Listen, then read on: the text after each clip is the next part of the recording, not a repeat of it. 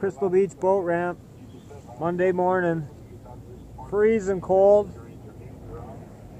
That's what lake effect snow clouds look like right there. We're talking feet of snow, not inches, feet. Constant snowfall on the US side.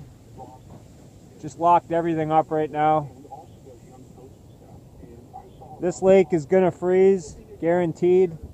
It hasn't been this cold this early for a long time. We're gonna be out there getting some giant perch real soon. FishingNiagara.com. Check it out. All the updates, everything you need to know, where to go, what to do, how to do it when you get there. A guided trip makes a great Christmas gift. I don't know how many openings I'm going to have in the summertime, but get a gift certificate now, guarantee a spot. Good luck. Go fishing.